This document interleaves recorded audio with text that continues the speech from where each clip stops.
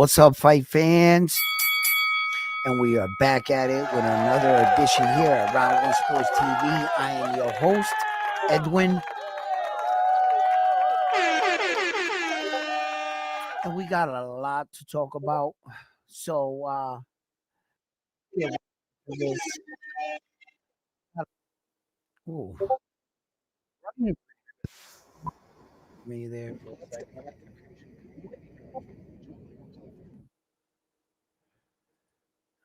All right.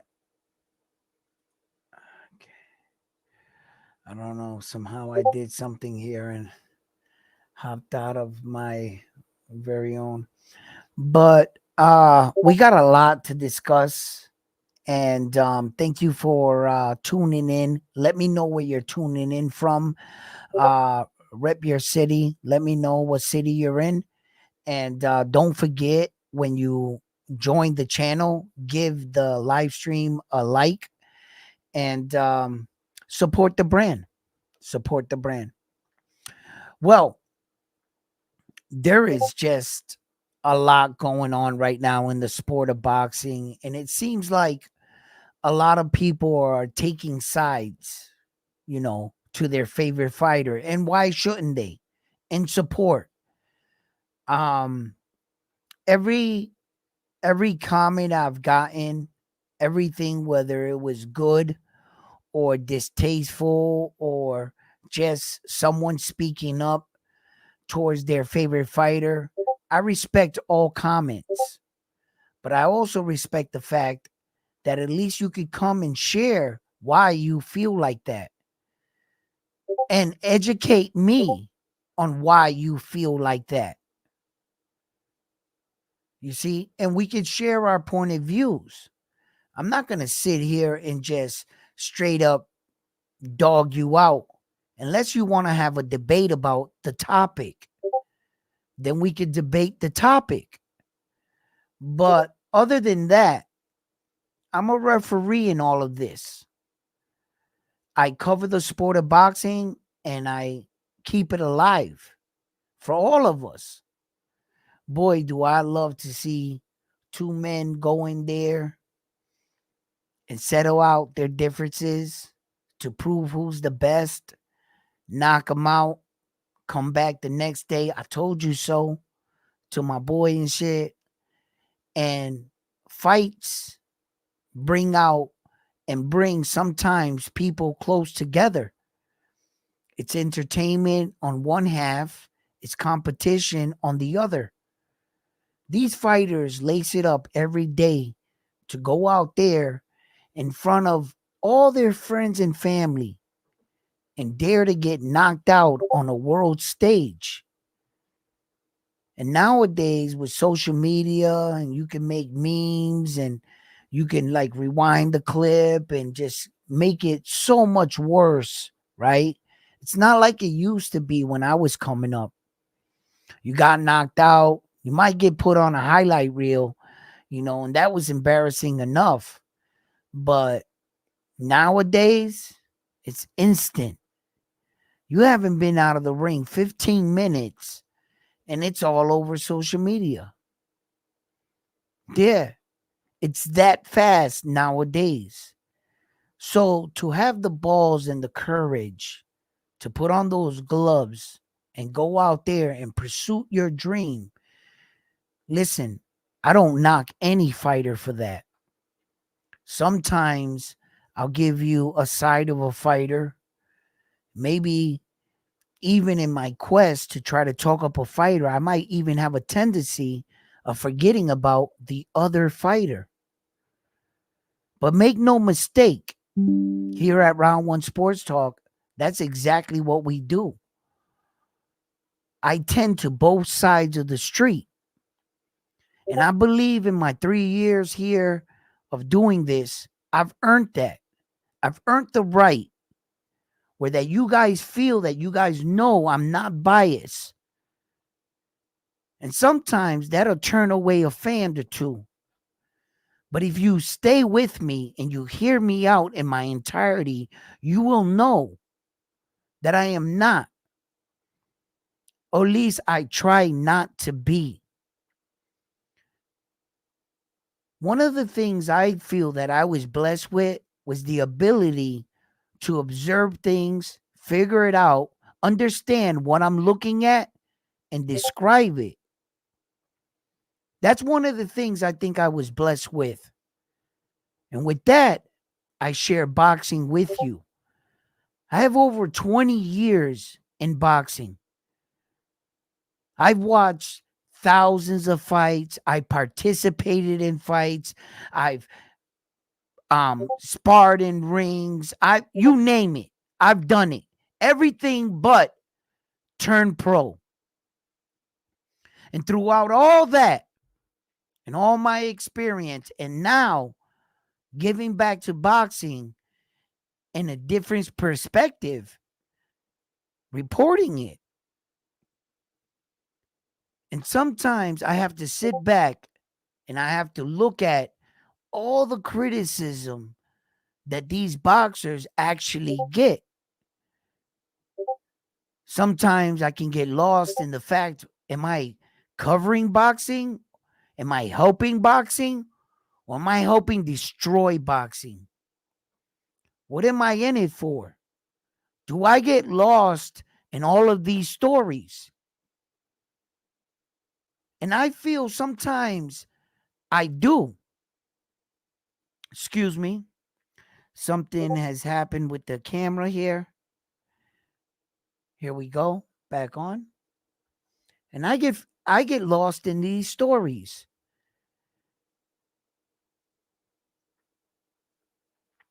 And I find myself debating and feeling like people think I'm taking a side. Lately, Ryan Garcia and Devin Haney have been at the top of everybody's debate. And I take no side.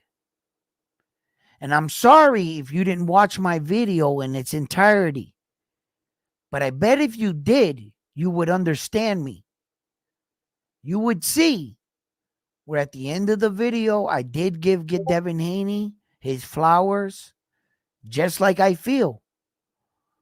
I have no loyalty to none of these guys. I would like to just talk about what they do in the ring. But some of these incidents take us out of the ring. And now it has me and you debating it and choosing a side. I choose the side of boxing. That's where I choose. That's my side.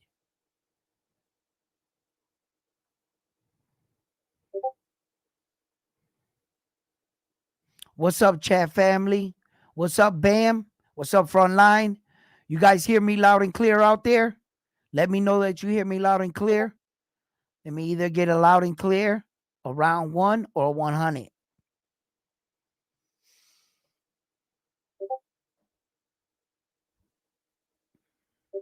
Some of our biggest fighters today. Salute. Some of our biggest fighters today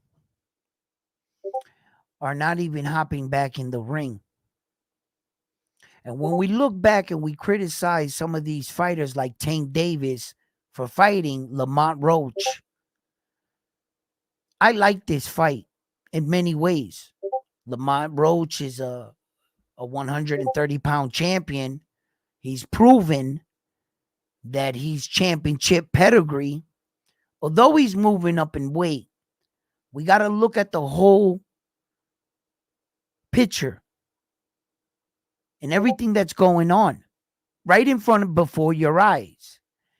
Had Shakur Stevenson taken a fight with Tank Davis, we would be waking up a few weeks ago being notified that Shakur Stevenson injured his hand in training camp, just like he just did. So when you were saying you wanted Tank Davis versus Shakur, guess what would have happened? Then they would have said Shakur was ducking Tank. That's exactly what they would have said.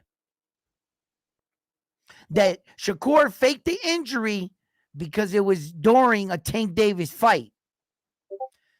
Shakur gets hurt in a training, really, really hurt And if he was scheduled to fight Tank Davis, what would you want him to do? Would you want him to report the injury to get help? Or would you want him to continue with the fight because you're saying that everybody's going to say you're a duck? Look at what would have happened. So back to Tank Davis. Vasily didn't want to fight him. No one wants to fight Tank Davis. That's a risky fight. You could potentially put that down as a loss. No one wants to fight him. If Lamont Roach stepped up and saved Tank Davis's card to stay active, because let's all remember, what is Tank Davis also doing? He's given Prime more of that 6-fight deal. He's working on that. He's doing business Tank Davis stuff. I don't care whose name it is. Just give me a fight so I can get this 200 and so whatever million. I'm not sure what he's going to generate with Lamont Roach, but I think the fans will back him. They should. This is not Tank Davis's fault. This is not a cherry pick. This is none of that. Not when I can publicly see Vasily Lomachenko duck him, Shakur Stevenson get injured, all the top guys. Zepeda says he's having a baby. What do you want Tank to do? And then people are upset about the Lamont Roach fight. How? He's a champion at 130. What are you talking about? Lamont, you think you could beat Tank Davis? You want some of that? Come get some. But thank you for coming. No P. Diddy. Right? Because had it not been for Lamont Roach, who the hell else would have occupied that? And I like this about Tank Davis coming back. For all the haters that say, I don't like this fight, don't watch it. Then don't watch it. Don't support boxing. Don't support your guy when there's no one else that wants to get in the ring with him. You know what? You're not even a Tank Davis supporter then. You're not even a boxing supporter. You might have a particular fighter you like, and I don't blame you. But to shit on Tank Davis because he's fighting Lamont Roach, the activity alone, I'm with it. I'm with Tank Davis getting back in the ring. What you think? Tank Davis is going to hop in that ring and I'm going to be like, oh, he's fighting Lamont Roach. I'm not going to watch it. Like I didn't tune in to watch Saul Canelo Alvarez and support his ass all this time. But when my guy, Tank Davis, does it, oh, don't watch the fight. What? You crazy. Right? And that's what I'm telling you guys as fans. Because as a reporter to boxing, I'm going to watch it regardless. Sometimes I let the fan part of me take a stroll. He takes a walk sometimes. And he gets upset sometimes. But then I calm down and I think about the reporting side of me. I'm going to report this fight regardless. But as a fan, we should support Tank Davis. Absolutely. Come on, man. Right? It was this, everything unfold right before your eyes. How are you calling this a cherry pick? How are you mad at Tank Davis when you visibly watch everybody else scattered? Like roaches. You turn on the light, everybody went. They don't want to fight that man. He's a real threat. He is a real problem. And although Tank Davis has gone through things in his life, I'm not ready to give up on Tank Davis. Hell no. Right?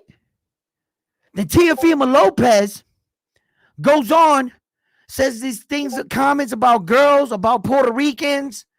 Then about Terrence Crawford calling them monkeys, right? And then he goes on to the Cameron show with Mace. You know, they got their little thing going on. Shouts out to them because I can't hate on their show. But they have Teofimo Lopez on their show. And they talk about the situation. And not 2, but 3 black people were on that panel. Cameron and the lady, right? And Teofimo Lopez talked about it, laughed about it. And I felt like, wow, Teal's from New York. Cameron's from New York. He tried to play it off like he didn't know that Teal was from New York. I was like, yo, these New York dudes is just covering for each other type thing, right? Maybe they was, maybe they wasn't. That was just my view. I'm not sure about that, right? But Cameron didn't check him on anything. So Teal is allowed to say these comments and he walks around in boxing. But if Ryan Garcia says anything, let's kick him out of boxing. Let's take away his career. And then, you know what they'll do? They'll say, no, you're right. We should kick Teal out too. Really? You just double down on that? Really? Teal is not what's wrong with the world. Ryan is not what's wrong with the world. They are celebrities and they should watch what they say. Yes. Public apologies, athletes do it all the time. Not ready to take away a person's career. You mean to tell me out of all the top stars we have, you would be willing to really take away Teal? Teal said a lot of things, and I'm Puerto Rican, man. I'm upset with Teal. I don't want to see Teal gone from boxing. There's something about Teal that makes him good for boxing. Whether he's a villain, good, liked, he's a good fighter. Sometimes I got to sit on my side and be like, are you salty, Edwin? Are you butthurt? Have you ever been hurt? Told some words? Yeah. Have you ever been chewed out before? Yeah. Have you ever gotten over that? Yeah. Do you think it's worth destroying your career over? No. No. I don't think any of these men have done anything that drastic that we should demand their career. No, I'm not willing to say that much, that far. Public apologies. Bro, you're going to lose some fans. Wisen up. Yeah. But I think what some of these people are asking for just might be a little too much for this situation. I think this situation got way too far out of control between Ryan Garcia and Devin Haney. Way out of control. And I think that for everything you invent in life, I bet you the creator of the invention itself sometimes believed that the invention that they made was going to be good. And someone comes and sees the evil in it, right? They take your invention and they use it for bad. There's always going to be good and bad. This story right here between it just get way out of control. And now we're headed to court. We got Bill Haney making little shorts every day, sending innuendos, shots out to people. No, the lawsuit, it's full schedule. And I'm pretty sure that this is all coming out of Devin Haney's pocket. I'm not sure how much Bill Haney's coming out of his pocket, but it sounds good when he tells his son, yeah, we're going to go for this. It's always good when you got your guys saying, We're with you, man. We're gonna, we're betting on you for that they can profit, right? But when you lose, do they lose with you? When you win, do you win with them? Do you get a cut out of their money? I don't think so. Sometimes people are supporting you, but for how far? How far are they willing really to go? Are they behind you when you're a winner? Or are they behind you also when you're losing? I believe Devin Haney, man, he really needs to get back in the ring to start like fighting all this stuff. But let me read what you guys are saying. You guys are typing away here. And I'm going to move up to the Texas. I'm not really too sure here. I hope you guys been on your P's and Q's. I'm just going to let the messages start flowing. All right. Everything is backfiring on Devin Haney, and it's going to put him into an early retirement, or he'll be fighting on cards like all right, yeah. Well, look, good thing we're in the fight business. And if Devin Haney brings the fans blood and knockouts, they'll love him again. Trust me, they will love him again. Haney would ask Pro Box for $10 million to fight. Wait a minute. Whoa. Bill. They want Teal. He should just go back to Pro Box and call it a day. Let me see what Jay Will says here. Hardcore fans don't even give Tank credit for Leo or Hector coming up in weight.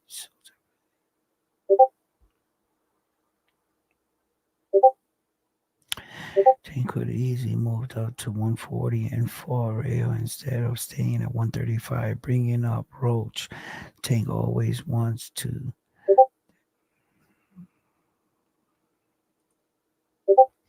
Would have made sense of being better views on Tank on the card. Mexico be covered. Yeah. Well, I heard a rumor Tank and Roach will be in Houston, Texas. That's not a rumor. That's a fact. Everyone knows how I feel about Teal. Front line. No, I didn't. Now we know. Not happening. You guys are fucking. Javante Taylor's December 14 is reportedly being planning to take place in Houston, Texas, according to, damn right.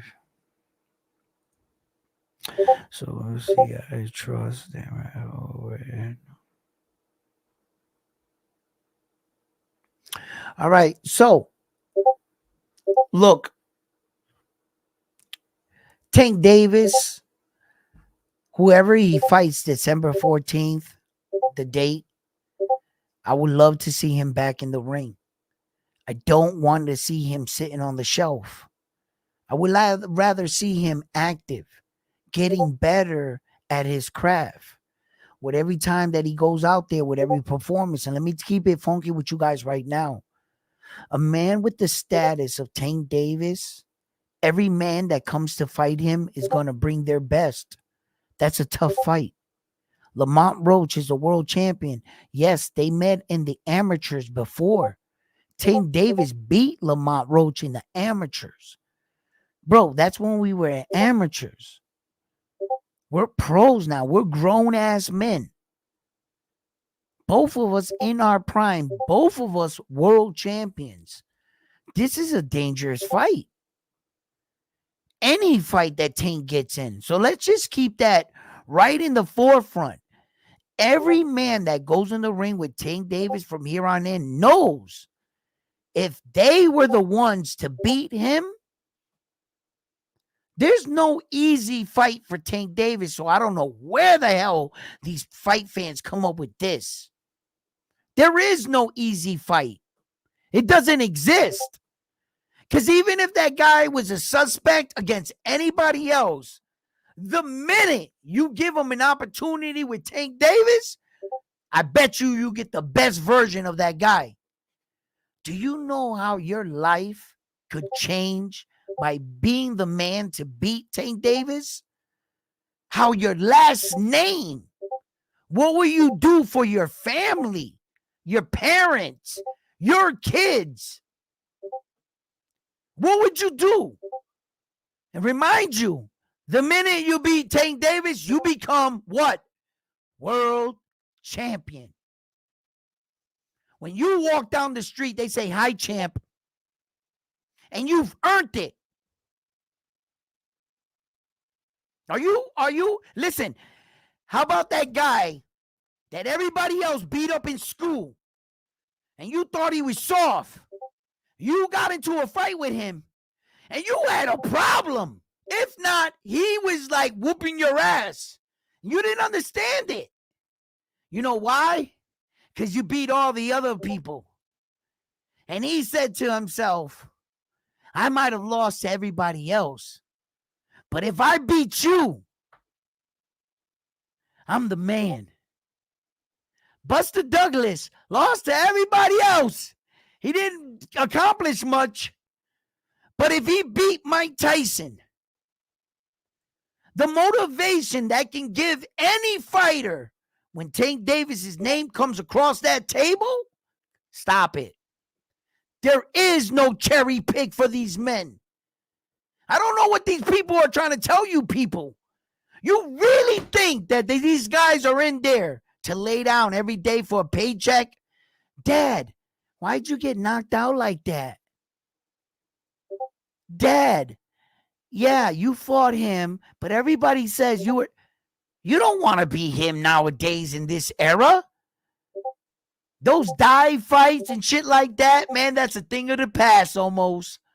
I mean, it happens in early. I was any world title fight, you got to be out your mind. If you think you can also pay me the dollar amount I'm making over to take that, and you stand to gain that? Yeah, right. Yeah, right. That other guy, this is his opportunity to change his stars. Lamont Roach, what you guys think? This is a walk-through fight for Tank? Yeah, right. Yo, Lamont Roach, he'll be able to be a 2-division world champion. He knocks out Tank Davis or beats him? Stop playing with me. How you think Lamont Roach right now is preparing? What do you think is they studying film day and night? Yo, they want to be the ones. Anybody wants to be the one, right?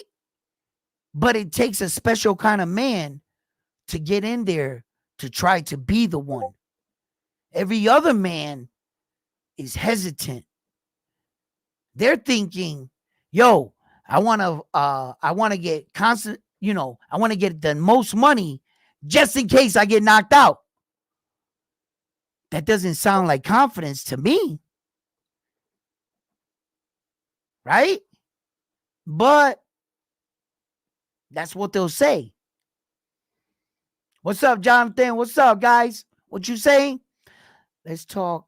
Tank Davis, Lamont Roach on the car, man. Oh my God, man.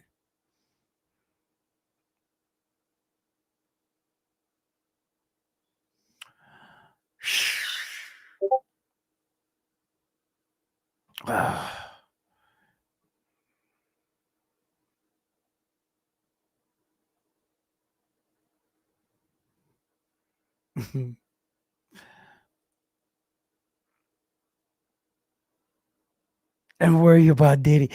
Okay, then let's just keep it moving.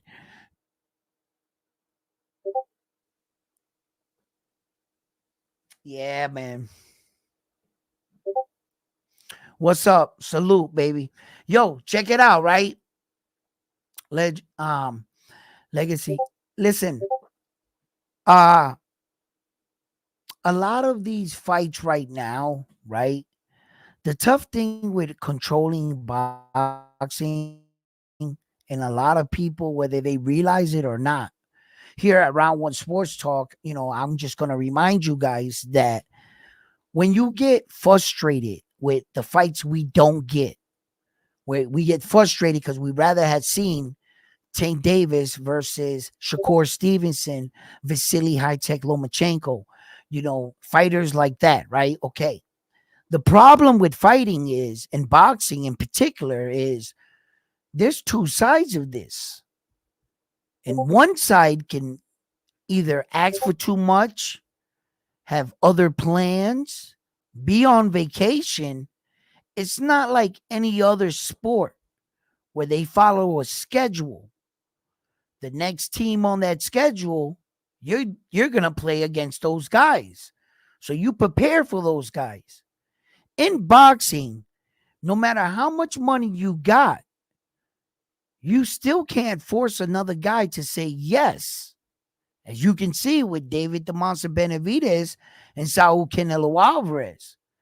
I've never in my life, in all the years I've been in boxing, covering boxing, participating in boxing in one way or another, I have never, and I repeat, never heard of an offer where they made a fighter and they told him, you stand to gain 100% pay-per-view buys. I've never heard that. And somewhere down the trail of all this reporting, it was broken a story that it was offered to Saul 150 million plus all 100% pay-per-view buys. That's close to $1 billion. That's crazy. He said no. He passed up. So that goes to show you, if that's true, if any of that is really, really true, goes to show you that you could have all the money in the world. You still can't get that other guy to fight him. That's why Tank Davis is having a problem.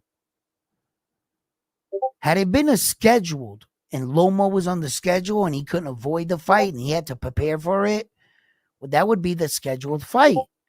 But the fact that you give the other guys options to say no, to say I'm having a baby, to say I'm going on vacation, to say that my heart isn't into it, that's where the problem comes in. And then all of a sudden, the other guy looks like a duck, or this guy looks like a duck. But in reality, these guys don't want the fights. Some guys want to remain champions. Other guys want to unify. Some guys don't want to unify. Some guys just want to stay in their lane. They happen to be in your division. What can you do? Now you're at a standstill of what your fans have an expectation for your fighter. And since the trend nowadays has been what? Nowadays, since that huge explosion for all the belts in boxing, now every fight fan wants their fighter to mysteriously do what? Unify what? All 4 belts. Every fighting fan that's behind the fighter, that's what they're asking. We want you to get 1 belt. No sooner that boxer gets that 1 belt, all the fans are saying, when are you going to unify? They can't be content with the fighter saying, shit, I'm good. I might not be elite. Shit, I'm happy with where I got. I'm going to fight the guys in my division. And here comes this guy trying to say he wants to unify to dare to be great. Well, good. That's your dreams. Those are your ambitions, not mine. I never said I was better than you. I said I was better than the guys in my ranking. And that's why I enrolled in this belt organization in the first place. Yeah, God didn't give me all the talents in the world. He didn't give me cat-like reflexes, and my name is Rolly. I don't think I have the skills to unify, but I'm glad that I got here. And just because I don't accept your challenge, now I'm a duck. No, we don't have the same visions. We don't have the same goals. You want to unify. I just wanted to be world champion. What's wrong with that? But yet, we're going to call these guys ducks. We're not using it in the proper terms. Yes, there's ducks in boxing. When can you use it? If the champion is not fighting his number one contender and he's avoiding him and he's fighting everybody else, bro, you're ducking him. But a champion has no obligation to another champion. You see? So Ryan Garcia goes in to fight his first world title fight. And unfortunately, he popped dirty. And everybody seems to be all over Ryan Garcia. And that Ryan Garcia cheated in the ring. He should be made of a spectacle outside of the ring in a court of law. Right? But they're soon forgetting that if you want to say that about fighters, then you can say that about Devin Haney's entire career about being a weight bully and coming in 20 pounds against everybody else. That's assault and battery. You came in 27 pounds overweight, over the limit against Regis Progress. For a 140-pound fight, you were way over 160. That's assault and battery. But you want me to forget every time Devin Haney committed assault and battery against these smaller opponents like Lomachenko, his biggest name. So it's okay for Devin to cheat because that's blatant cheating, right? Because there's different ways to cheat. You don't always have to take a PE to be cheating, right? But when Devin cries, we got to feel sorry for him. We got to allow him to publicly humiliate Ryan because he beat him in the ring. But let's exclude all the shit Devin Haney did. Let's just forget about that shit. Let's forget about that the California Boxing Athletic Committee used Devin Haney as an example of how fighters are cheating.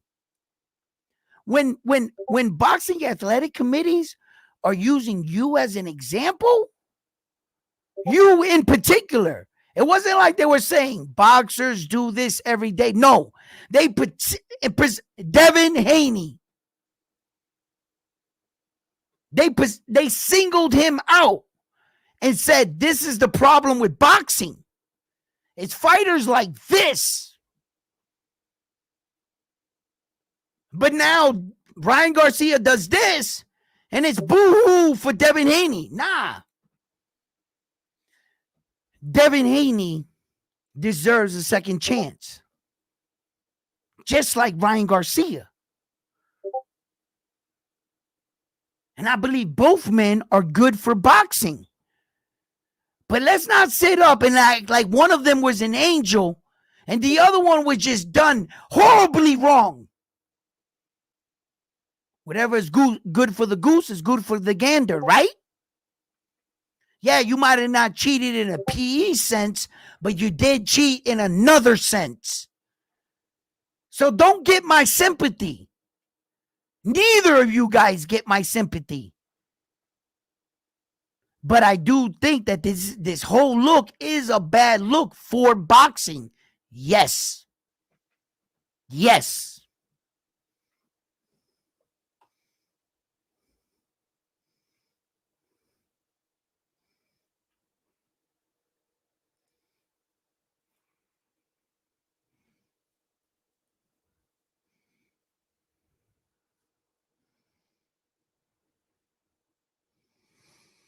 Who are you asking that question to? To you asking that question to Bam or somebody, or are you asking me that question? Just let me know in the chat below and I'll answer it. Because if somebody else answered it and you were particularly talking to somebody, then you know.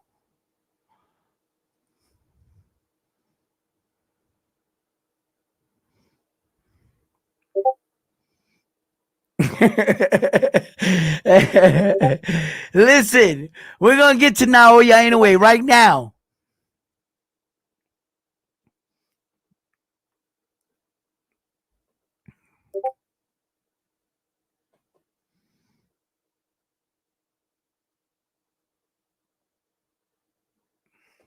Well, you would think so, right? By your calculation, you know, but you got to get both men to agree. Some they get on the microphone, they'll say whatever. But when it's time to sign on that dotted line, you got to get their hand to stop shaking in some instance. Not all these guys want to take these fights. Don't think they built like that. No, styles make fights, and there's particular styles that give these fighters gonna give them a hard night. Or have you ever watched some of those videos where they break down the percentage? They're like, this is traveling this far. It's going to get this. The percentage of him actually dodging that shot or whatever, or the NFL guy making the catch. Well, they got real percentage people and number guys in boxing that you can hire and ask. They're almost like fortune tellers. Kind of, Saul got like 4 of them working for him. And that's real talk. And what they do is they go over the numbers and they determine already before you even fought him that most likely you're favored to win the fight. And why? AI is a mother nowadays. And before AI or any of these stuff, they've always had number guys. And they do this, where that, the window of opportunity was only this big, that wide, whatever. And believe it or not, fighters that can afford this shit do this stuff. And Saul is one of them. That's why he knows when he's coming into a fight. You could see it in his face. Like he's like, you don't even know. My number guy was out there and you got 13% on beating me. So like, but Naoya Inoue, right? He's scheduled to fight. There were rumors saying that Saul Canelo Alvarez was going out to Japan and fighting on an undercard for Naoya Inoue. You guys can't be really believing that, right? I would not believe that until the day I actually saw that actually take place. I would still, even on the weigh-in, I would be like, no, this is not happening. There's no way you would tell me that Saul would play the undercard position to Naoya Inoue, or Naoya Inoue play the undercard to Saul Canelo Alvarez in Japan. Like, why would you think that Naoya Inoue would have to play the undercard for Saul Canelo Alvarez? Is Saul Canelo Alvarez, yeah, they know him out there, but the star out there is Naoya Inoue. So if you're going to pack that place, he better be the main event. It doesn't even make sense. When I heard that, I was like, what? You mean to tell me you're going to get Saul from headlining pay-per-view cards to go to Japan to fight on the undercard? And I was like, there's nobody in the world that believes that, right? There's nobody in the world that believes that. And I started like watching videos. I was like, shit, there is people in the world that believe that. Like, this, hell no. Why would Saul do that? He doesn't need to boost up Naoya Inoue in Japan. What would he gain by being on the undercard of his fight in Japan? You're not doing nothing for Naoya anyway. And he ain't doing anything for you. That don't even make sense. That don't even that don't even make sense. That's never gonna happen. That's never gonna happen. So when I heard that little rumor and shit, I was just like, come on, guys. Are you for real? No.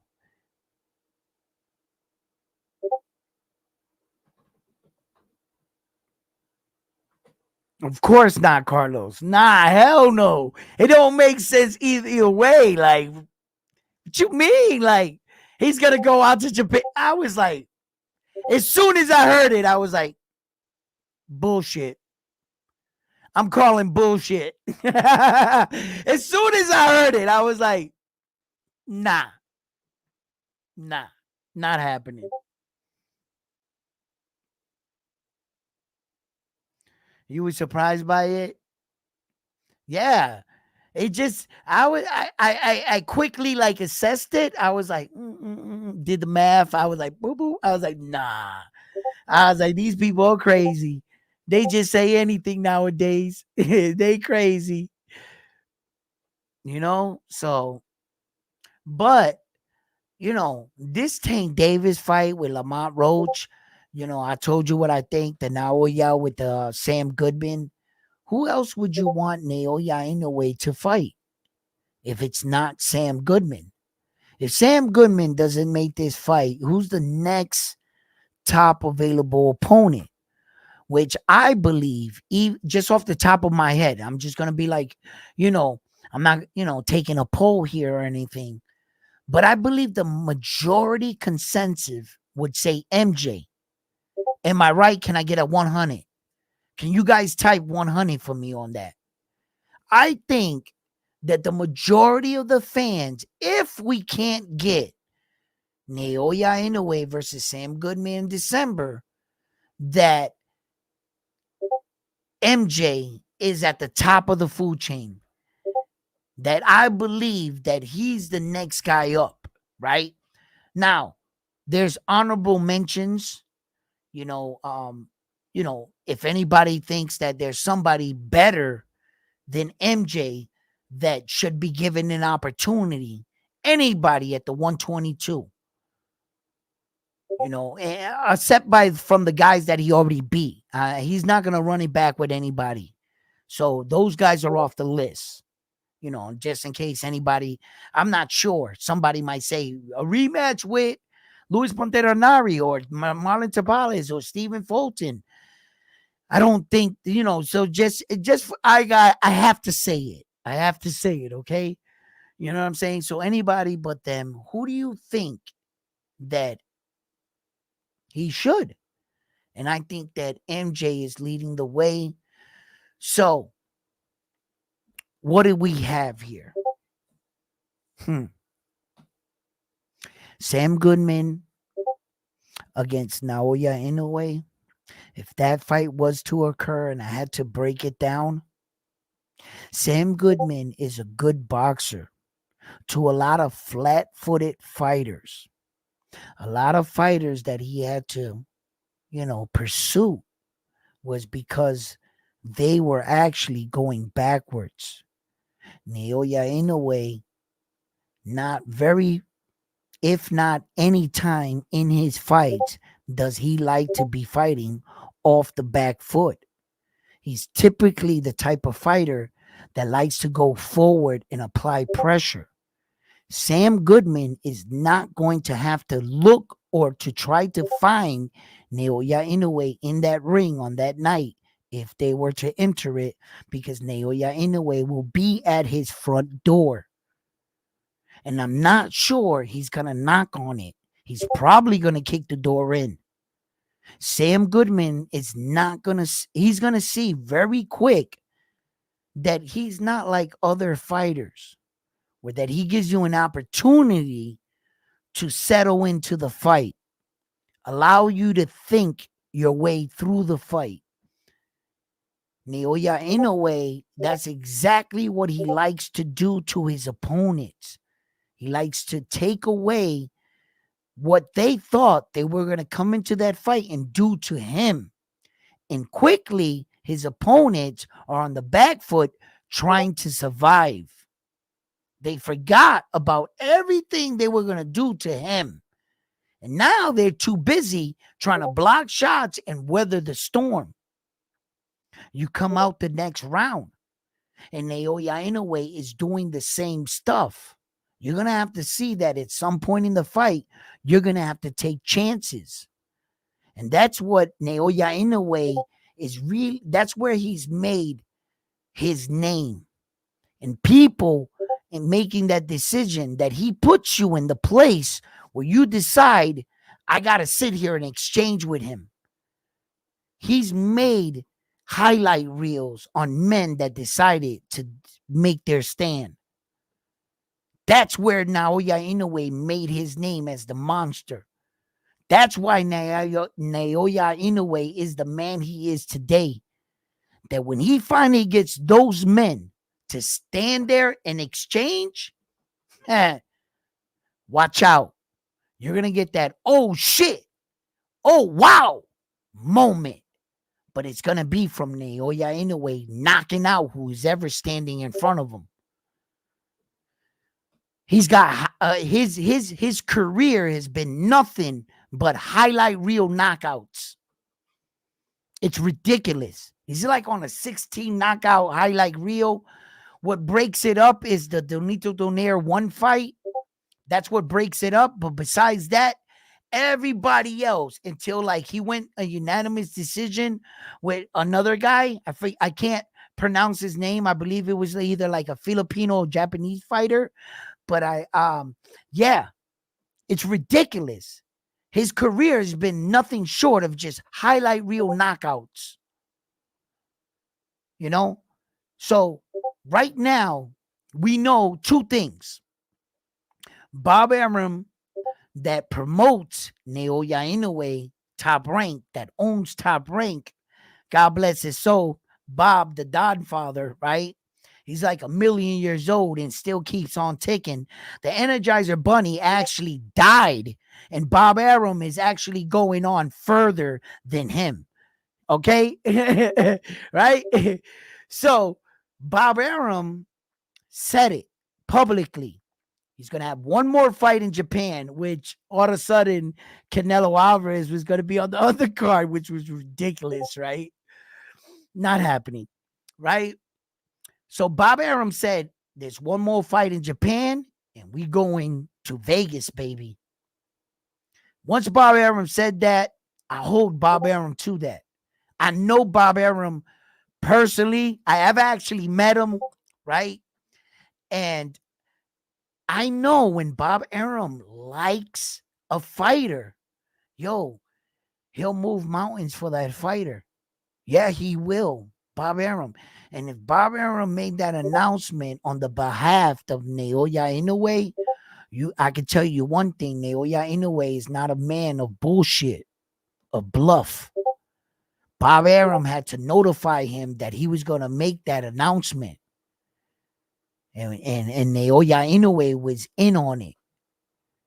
So when he made it, I guarantee you 100%, Naoya Inoue knew what Bob Arum was going to announce. It's not like it was going to be a surprise to him. Oh, shit, I'm going to America, Bob? No.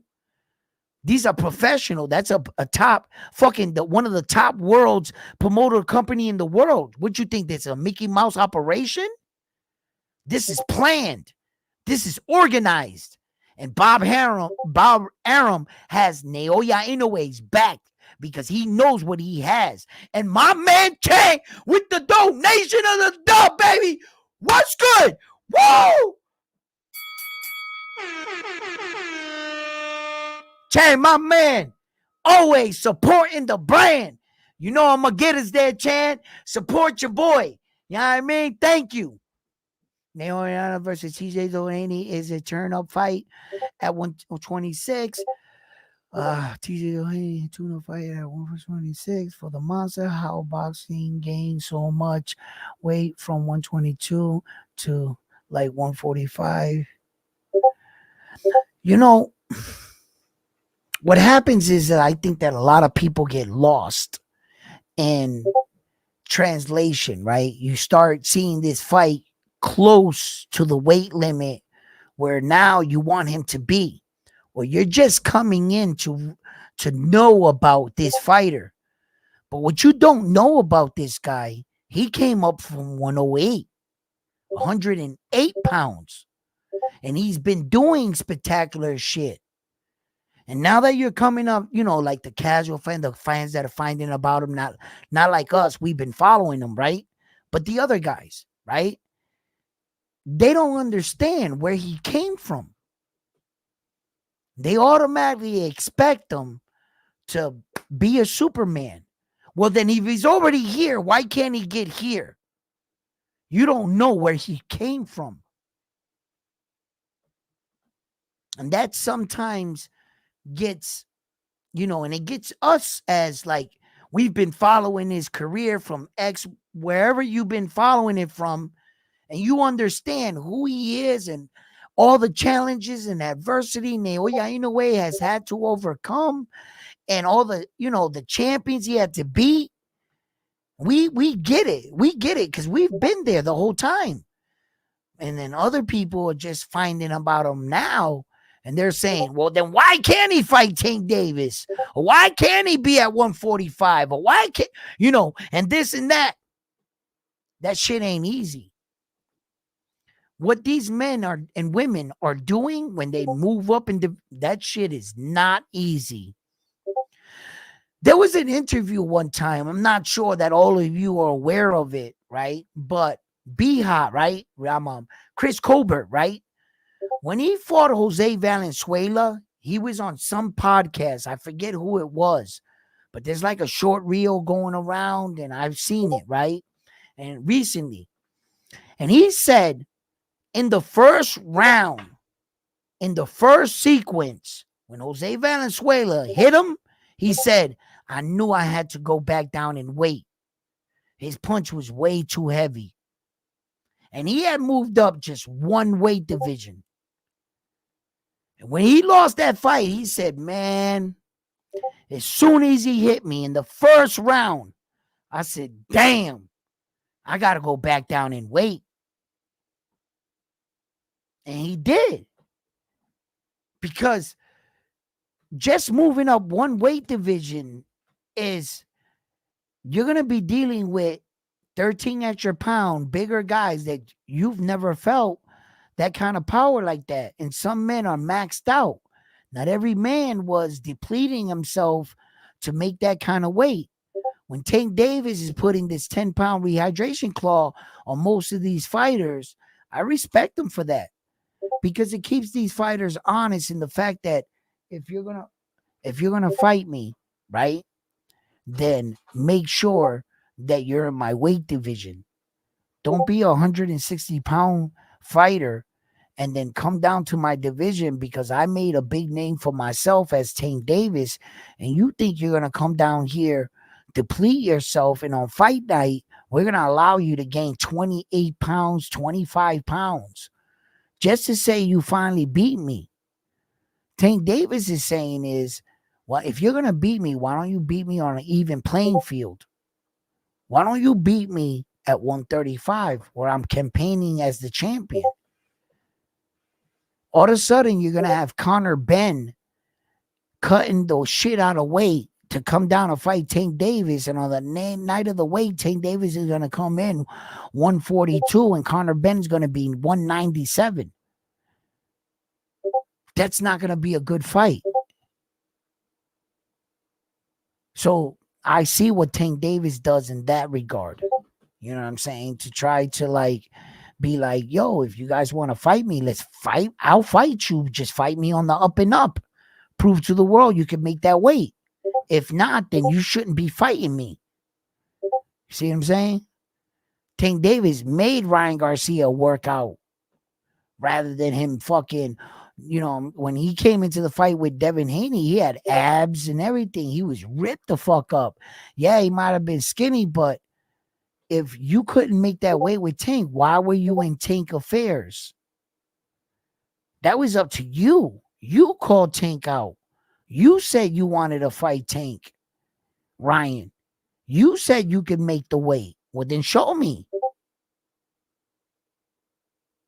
And then when you're struggling to make the weight, that's my fault. Oh, wait a minute. You didn't really belong here. You were trying to cheat. See what I'm saying? But Ryan made the weight. And he made the weight the next day. He showed that he was training. So Ryan showed that he was on the up and up. And he made the weight for the Tank Davis fight. That was on Ryan. I don't think he was as depleted as everybody say. I just think that was a prime ready Ryan Garcia. He looked fast as fuck against Tank Davis. He was actually at least fighting Tank. You got to understand, Ryan didn't know what it was like to lose before he fought Tank Davis. And neither did Tank. Those are two fighters in there that don't understand how to lose. When he fought Devin Haney, he was already a beaten man. Ryan Garcia, he had already suffered defeat. You know what I mean? He was just the bigger man, I believe. He was just way bigger than Devin Haney and way stronger. He didn't have better skills than Devin Haney. He just caught Devin Haney early. And Devin didn't have enough pop to back Ryan up. Ryan gave him his back for like 5, 6, 7 straight rounds. And Devin couldn't injure his side, his ribs. Full-fledged power shots. And Ryan literally looked like a big brother fighting his little brother.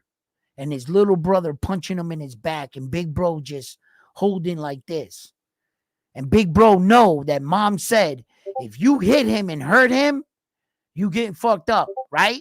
So he let little bro just fire off on him.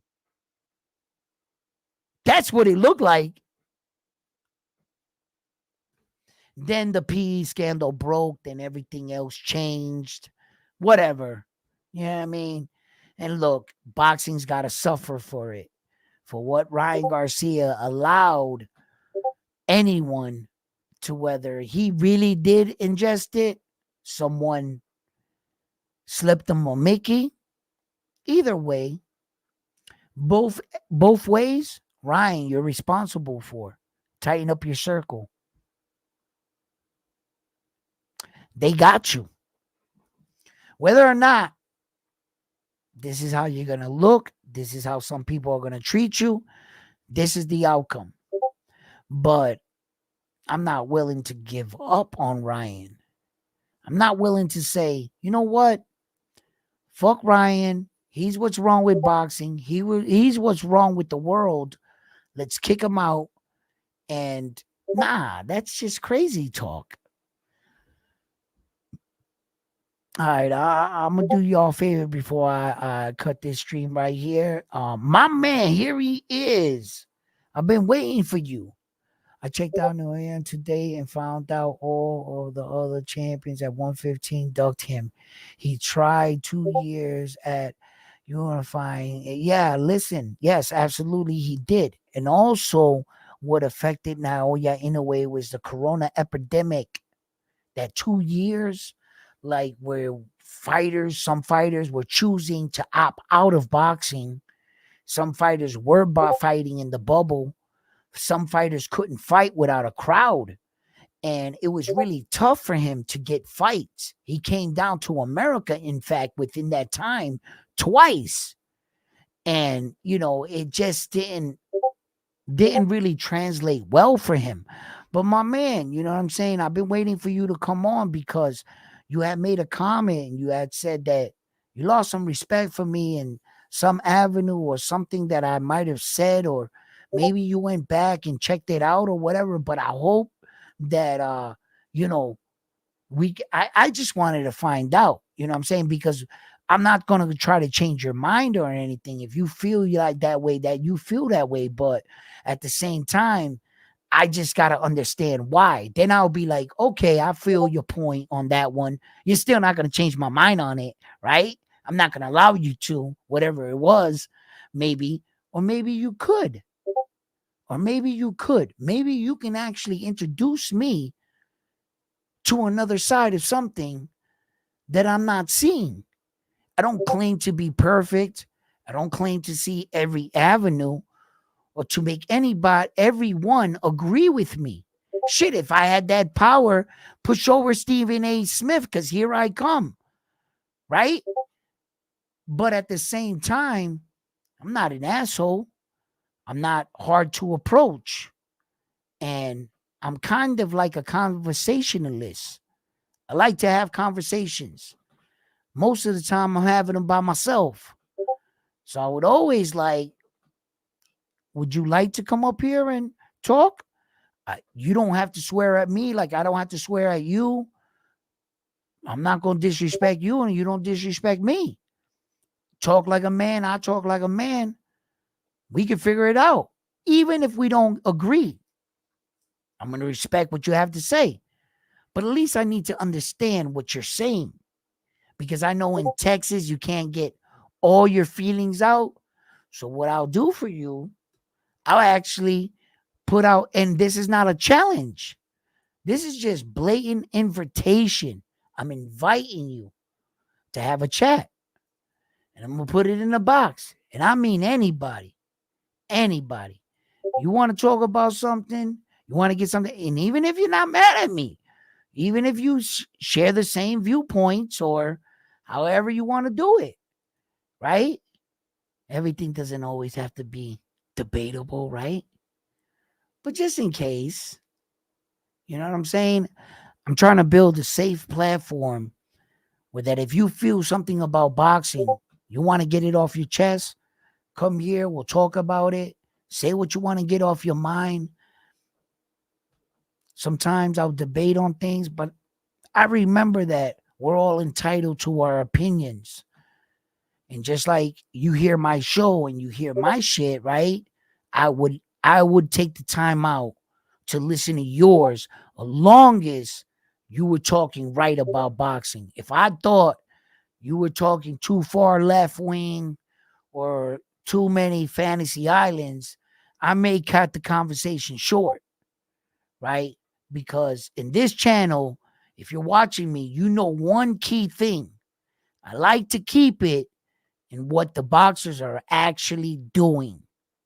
Fantasy Island talk and opinions are like assholes. Everybody has them. So, that's how I'm just, you know.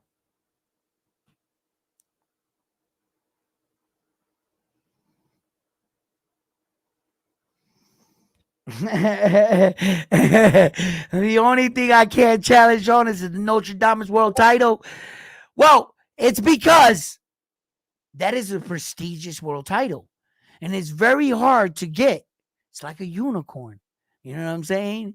And we got to win it fair and square. You got to win it fair and square. You know, Edwin be bugging sometimes. He be talking his shit. He be talking about, but he's never going to cheat you. He's not going to cheat you, right? But he's not going to help you neither. And if your name is Bam Bam and you didn't pick the right, well, I can't help you. If you lay your cards down in poker and you call the wrong hand, what happens? Even though your hand was better than mine, if you call your hand wrong, do you win? Hell no. Not if we in the joint. Maybe in Vegas you win. But we ain't in Vegas, baby. And you ain't call your hand right. All right? We get down and dirty a little, you know? You got to prove it. You got to call it. Talk about unanimous decision. Now we want a round. You know what I'm saying? We want blood, you know? But y'all saw when I wanted to step it up. Stop it, Frontline. You remember that one night, that one time that I won the belt? Remember that time? That one? Yeah. And I called that one fight? Yeah. Yeah. So, yeah. Let's not talk about it. Anyway, into boxing news. Yo. Yo, you guys are suckers.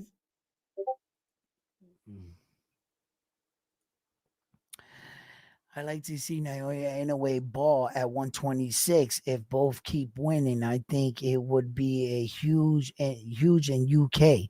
I also think it would be huge in Japan. Yeah. So I think it would be a great fight. Yes.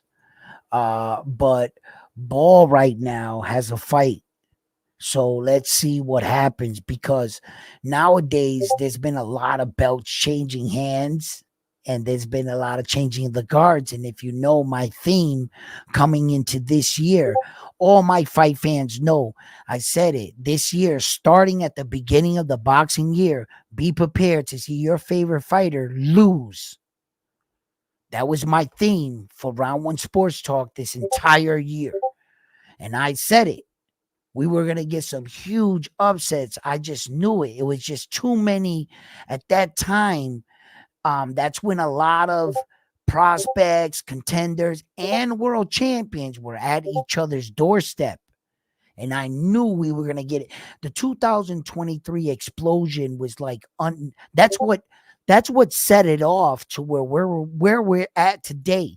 And for like men like the Saudi prince, to get involved and invest money into boxing, when we had other entities that were leaving Showtime. So there had to be a change, you know, and we as boxing and as boxing fans need to learn how to evolve with the sport in order to help the sport also grow. But as you can see, many men have trying to come into the sport of boxing and try to control it. You can't control boxing. You're not going to be able to. Why? It doesn't run on a schedule. When the other man still has an option to say no, it makes it tough to get and secure all these fights. And that's where the frustration comes in. Absolutely. You know?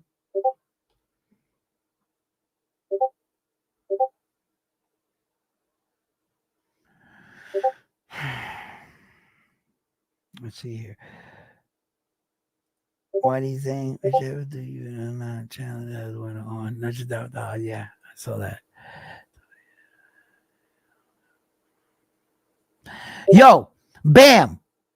Stop it. I'm not always right and I don't always lose. Stop it. I know, right? Why you do me like that?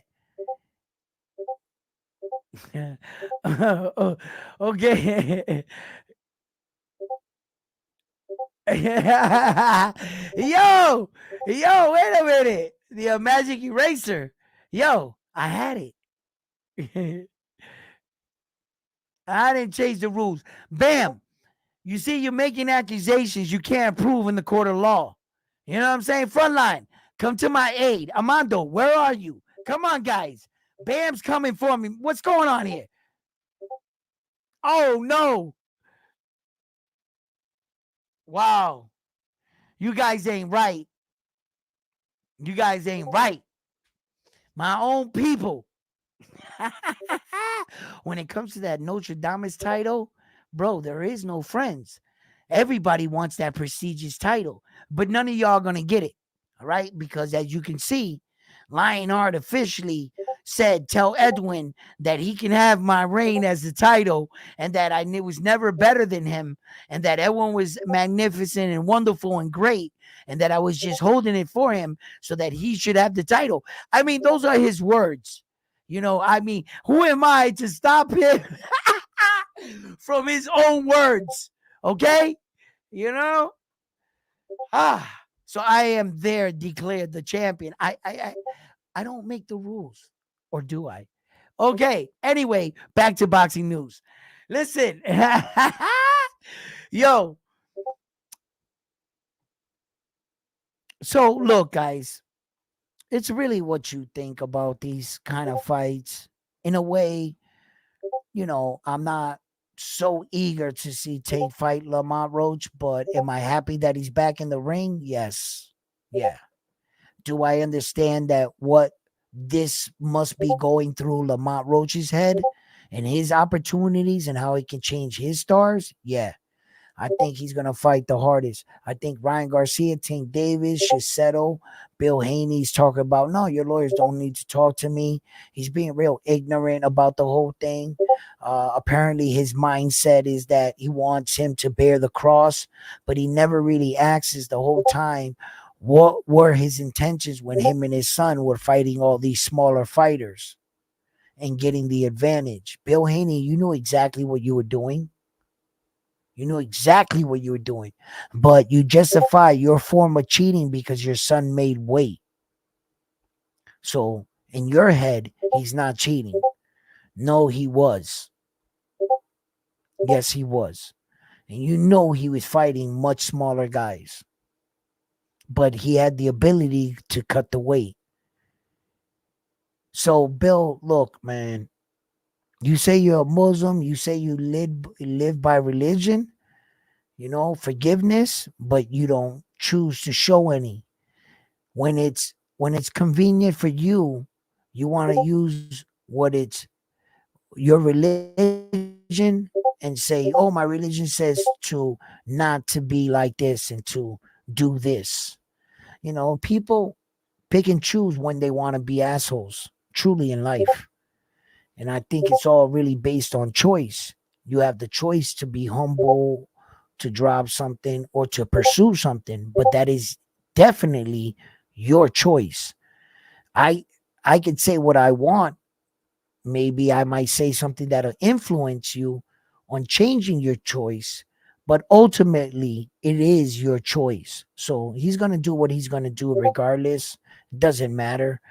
But fight fans, listen, you guys have always been amazing. Let me see what you guys are saying right here. Bam, what you saying?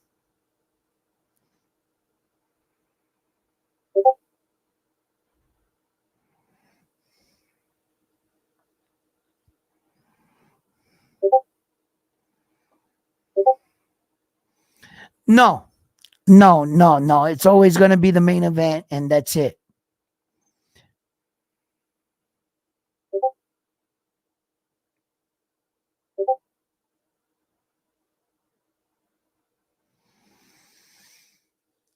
That's definitely a possibility. There's multiple possibilities in the Demetrius Bivol fight.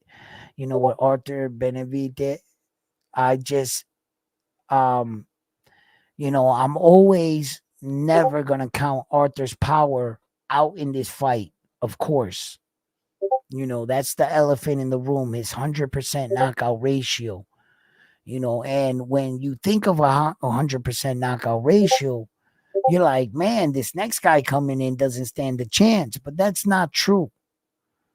Demetrius Bivol does possess boxing skills, boxing intuition, boxing ring generalship, boxing IQ.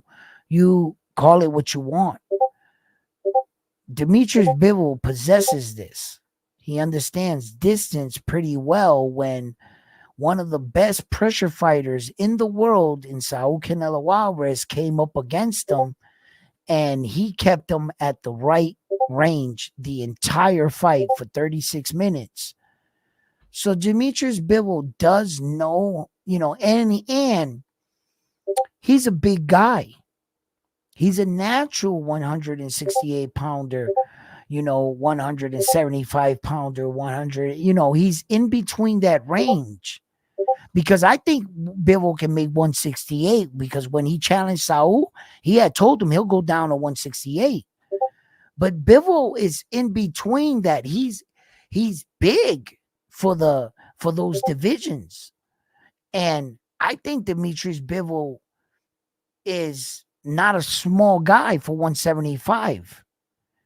I don't think he's small. And I think, you know, yeah, okay. Yard is pretty big because when you look in comparison of the man that Arthur's knocked out, I mean, it's 100%. That means everybody, right? But for size, we're talking size-wise. Right now I'm talking size-wise, right? Demetrius Bivol is not a little dude.